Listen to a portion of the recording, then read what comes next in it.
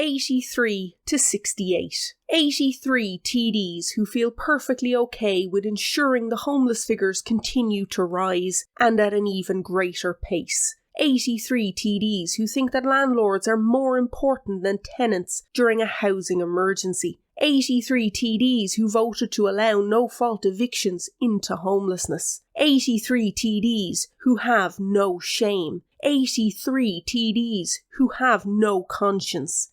83 TDs who have hopefully signed the death warrant on their political careers.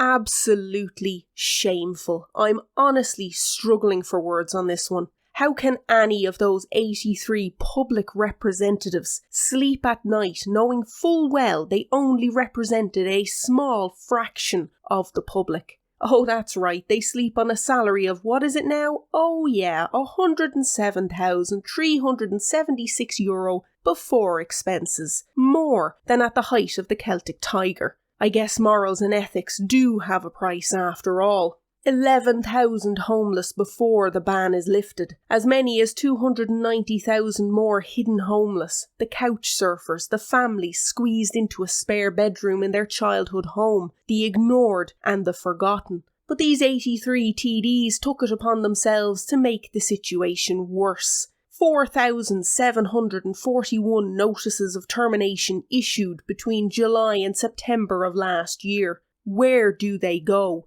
Where do they go? A simple question put time and time again to An Taoiseach, An Taoiseach and the various government ministers and TDs, none of whom can find an answer.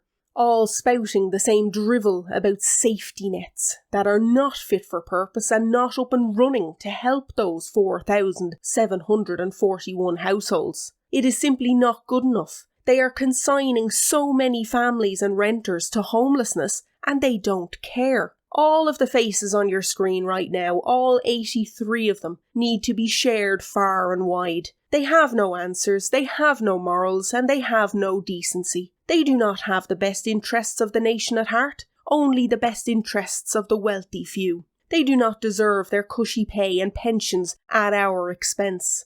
A special shout out to a few TDs while I'm here. First, the Healy Rays brothers. Michael, the biggest landlord in Dáil Éireann, decided to garner himself some good press by saying he, a landlord no less, will be voting against the government, voting to keep the ban in place. I mean, even the most naive of us could see it was a publicity stunt and nothing more, but still voting the right way. Beggars can't be choosers. The right vote for the wrong reasons is still the right vote after all. But of course it wasn't that simple, was it?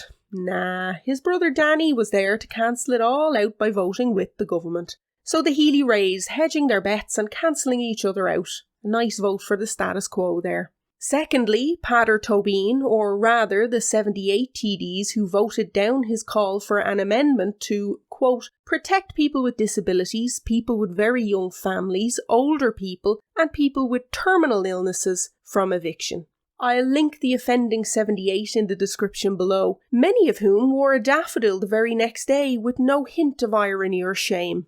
And lastly, Nasa Harrigan, a Green Party TD who for the third time has voted against the government, this time losing the party whip, her committee roles, and suspended from the party for 15 months. A paid 15-month suspension. But could it be? A Green Party member with a conscience? Not a chance. Barely a week later and she votes confidence in the government. The green greed strikes again.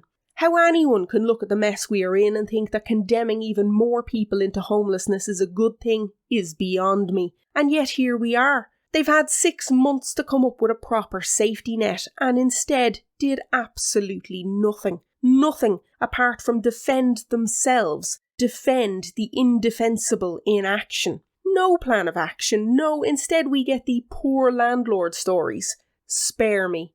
I don't need to hear about the poor landlords who've had or are having their extra properties paid off by a tenant, or in the case of a tenant in receipt of HAP, paid off by the taxpayer. Social welfare for landlords, eh? Good stuff. Just another short-sighted and blunt instrument.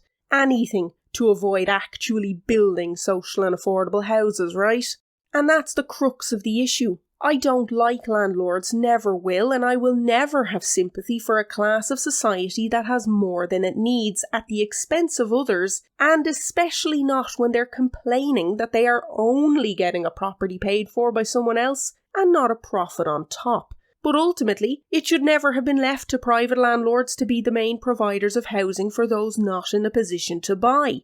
The government has time and time again abdicated its responsibility to deliver social and affordable housing to those who cannot afford market rates, which, let's face it, is quite a large percentage of renters right now. But what have they done instead? They've sold off Ireland to the vulture funds, the investor funds, and the developers. These actors in our housing market, much like the smaller landlords but on a much larger scale, do not have the best interests of the people at heart. They are in it for profits and will do whatever they can to guarantee a return on their investments. And it is clear now that these 83 TDs also do not have the best interests of the people at heart. If they did, it never would have come to this. We wouldn't have needed an eviction ban in the first place because state-built social and affordable housing would have been prioritised. But here we are, overly dependent on landlords with a massive shortage of available properties and no political will to change a thing, even in the face of public backlash.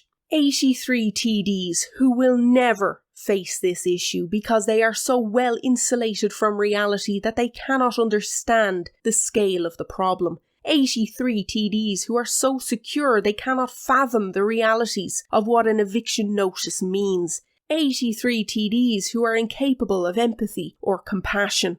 83 TDs so far removed from the realities of the ordinary people they are supposed to represent that they favour the elite over the many, the haves over the have-nots. 83 TDs with their noses in the trough who have voted callously to condemn renters to fear and uncertainty. The song Common People by Pulp has been stuck in my head all week. One line in particular sticks out to me. Rent a flat above a shop. Imagine, in the 90s, that was a sign of being one of the common people, renting a flat above a shop. In 2023, you'd be lucky to get a viewing for a flat above a shop. You'd be lucky to stand with a few hundred other hopeful applicants, and it must feel like you've won the lotto to be chosen to have the privilege of paying extortionate rent on said flat. How far have we fallen as a society that even the most basic of homes are out of reach for so many? How has it come to this? The public anger on this one is palpable, but honestly, it needs to be louder. When the water charges were brought in, the people banded together and took to the streets to protest. Why? Because it affected so many households. Well, the housing disaster is an even bigger threat to our nation than the water charges. We need the same response. We need the people to get out and protest at every available opportunity. We cannot let these 83 TDs back into Dáil Éireann.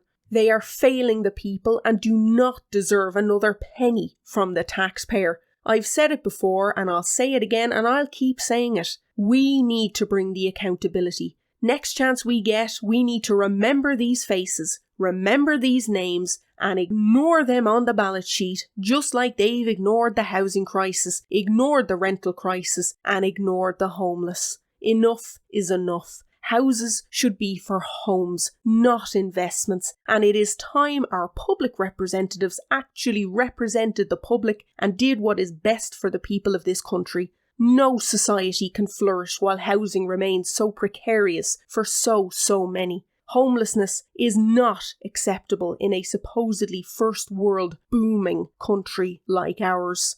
Thanks for joining me today. You know the drill by now. Like, subscribe if you haven't already, hit that bell icon and get sharing. It really helps the channel grow. Follow me on Twitter for real-time thoughts and reactions to the news of the day. Until next time, slán go fóill.